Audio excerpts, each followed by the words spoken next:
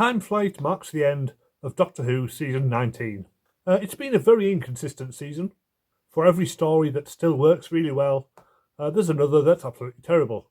Maybe it's down to teething troubles with the new cast and crew taking time to settle in, but at least now the cast are firmly established, and Eric Saywood remains the script editor for the next few years, for better or worse, so hopefully things will be a lot more consistent from now on.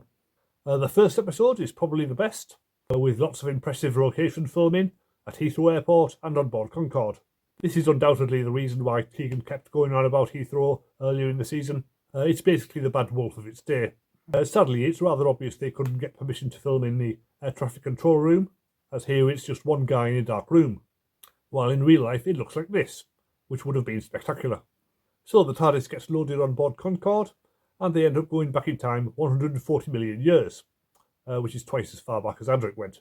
This looks like the point where the budget runs out, as the prehistoric landscape is very obviously a flat studio set, which is extremely unconvincing, and the plasmaton monsters just look like stone statues and barely move.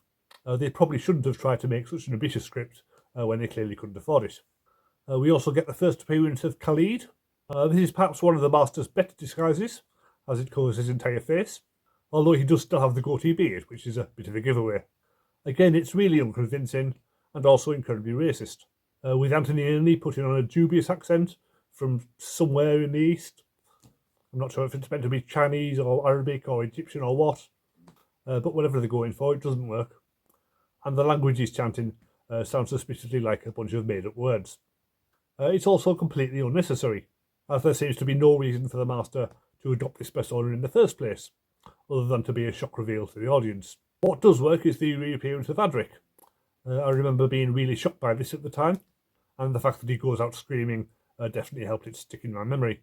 And in the same scene, they also bring back the Melkur and the Pterodactyls, which adds to the end-of-season feel.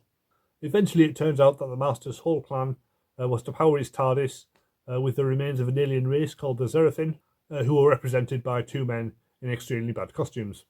Once he succeeds, the Doctor decides that everybody has to go back to the present day in Concorde, even though it would have been much quicker and easier to take them all back in his TARDIS.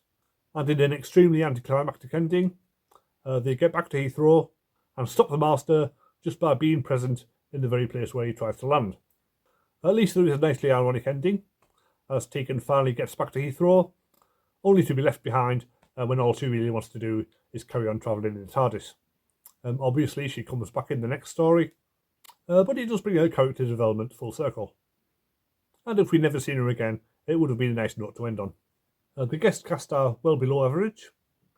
Nigel Stock as Professor Hayter does at least have some screen presence, and his character goes from being a devout skeptic to hosting the alien race, which is a decent bit of character development. Judith Byfield as Angela Clifford has to be one of the worst actresses in the history of the show. It's as if she has no concept of how to act or even talk. As to the Concorde crew, they're not much better, but at least their subsequent careers are interesting. Richard Easton went on to appear in Ham Radio, one of the best episodes of Frasier. Michael Cashman had a groundbreaking role in EastEnders, and is now a member of the House of Lords, while Keith Drinkle last appeared in Zygon When Being You Just Isn't Enough, which makes Time Flight look like City of Death. The DVD has nearly an hour of extras. Mouth on Legs is an interview with Janet Fielding, talking about her early life, being cast on the show, working for John Nathan Turner, and lots of complaining about her costumes and hairstyles. They also show the clip of Tegan leaving, which is a bit of a spoiler for anybody watching chronologically. There's 3 minutes of deleted scenes, mostly more of the suit at Heathrow and the Zerafin. 19 minutes of studio recording footage, which is normally very dull, but at least this time they've added captions to explain what's going on. 13 minutes of outtakes, which is just more studio footage, but ones where the actors mess up their lines.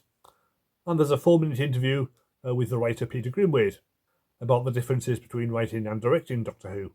He was clearly much better at directing. And there's a copy of the 1983 annual, but I've managed to get hold of this print version, which I'll be looking through in a video later this week. Overall, it's just terrible, really cheap and nasty, with a story that makes no sense. I'll give it 2 out of 10. Next week, a bit of a detour, I like to have a bit of a break between seasons, so I'll be reviewing the acclaimed Big Finish Audio Spare Parts, which is set in the gap between these two seasons, and I'll carry on with Arc of Infinity the week after. So press subscribe to see those videos, and I'll see you next time.